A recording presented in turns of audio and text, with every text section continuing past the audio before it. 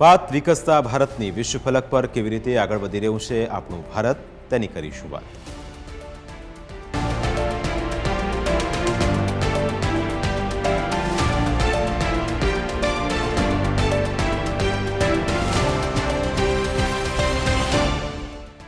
ભારતને ઇલેક્ટ્રોનિક અને semiconductor products રાષ્ટ્રમાં પરિવર્તિત કરવા માટે ઇલેક્ટ્રોનિક્સ અને ઇન્ફોર્મેશન ટેકનોલોજી મંત્રાલય દ્વારા સ્થપાયેલા ટાસ્ક ફોર્સે તેના અહેવાલને અંતિમ સ્વરૂપ આપવાની આરે છે, જે 2024ની વચ્ચે 44,000 કરોડ રૂપિયાની ફાળવણીની ભલામણ કરે તેવી શક્યતા છે અને 2030 માટે સ્વદેશી કંપનીઓને ઉત્પાદનો વિકસાવવા અને વૈશ્વિક બ્રાન્ડ્સ બનાવવાની તેમની શોધમાં ટેકો આપશે। ટાસ્ક ફોર્સની દરખાસ્તમાં મુખ્ય તફાવત એ છે કે તેનું ધ્યાન ફક્ત ભારતીય કંપનીઓને લાભ આપવા પર છે।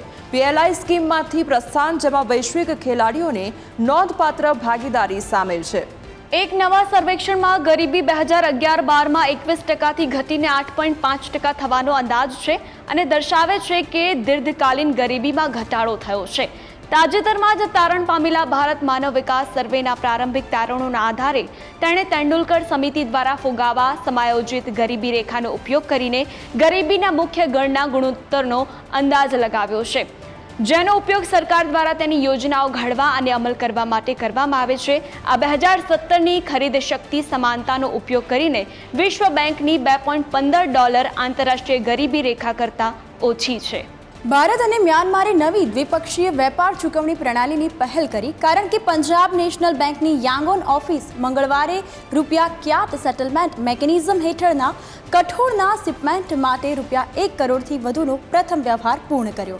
આ પહેલનો હેતુ ભારત અને મ્યાનમાર વચ્ચેના વેપાર વ્યવહારને સુવ્યવસ્થિત કરવાનો છે, સ્થાનિક ચલણમાં સીધી ચૂકવણી દ્વારા વિનિમય દરો સાથે સંકળાયેલી જટિલતાઓને દૂર કરીને કાર્યક્ષમતા વધારવાનો છે।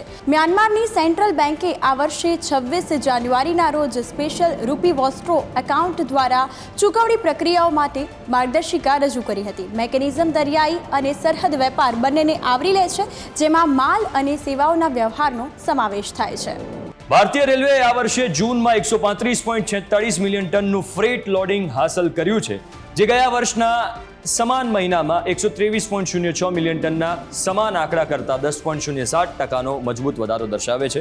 વેલ્યુ ટર્મ્સમાં માલભાડાની આવક 11.1% વધીને જૂન 2024 દરમિયાન 14,798.11 કરોડ થઈ ગઈ, જે ગયા વર્ષના સમાન મહિનામાં ₹13,316.81 કરોડ હતી। ભારતીય રેલવેના નિવેદન અનુસાર હંગ્રી ફોર કાર્ગો મંત્ર હેઠળ સંસ્થાએ વ્યવસાય કરવાની સરળતા તેમજ સ્પર્ધાત્મક ભાવે સેવા વિતરણમાં સુધારો કરવા માટે સતત પ્રયાસો કર્યા છે। કોમોડિટી મુજબ ભારતીય રેલવેએ કોલસામાં 60.27 મિલિયન ટન લોડિંગ હાંસલ કર્યું હતું। ગ્રાહક કેન્દ્રિત અભિગમ અને બિઝનેસ ડેવલપમેન્ટ એકમોના કાર્યએ આ નોંધપાત્ર પરિણામો હાંસલ કરવામાં મદદ કરી છે, એમ નિવેદનમાં ઉમેર્યું હતું। લોકસભાની ચૂંટણીના પરિણામો જાહેર થયાના એક મહિના પછી બીએસસીના 30 શેર સેન્સેક્સે ઇન્ટ્રાડે ટ્રેડ્સ દરમિયાન બુધવારે પ્રથમ વખત 80,000 પોઈન્ટની સપાટી વટાવી હતી। 11 ડિસેમ્બર 2023ના રોજ 70,000ના સ્તરને વટાવ્યા પછી સરકારી નીતિઓમાં સાતત્યની અપેક્ષાઓ, ઉચ્ચ આર્થિક વૃદ્ધિની આગાહી અને ભારે સ્થાનિક ભંડોળની ખરીદી જેવા પરિબળોના યજમાન તરીકે ઇન્ડેક્સને 10,000 પોઈન્ટ ઉમેરવામાં લગભગ 7 મહિના અથવા તો 139 સત્રનો સમય લાગ્યો હતો। બુધવારે સેન્સેક્સ 545.35 પોઈન્ટ અથવા તો 0.69% વધીને 79,986.8 પર બંધ થયો હતો। તે ઇન્ટ્રાડે ટ્રેડ દરમિયાન 632.85 પોઈન્ટ વધીને 80,074ની નવી ટોચે પહોંચ્યો હતો। વ્યાપક નિફ્ટી 50 162.65 પોઈન્ટ અથવા તો 0.67%ના વધારા સાથે 24,286.5ની સર્વકાલીન ઉચ્ચ સપાટીએ બંધ રહ્યો હતો।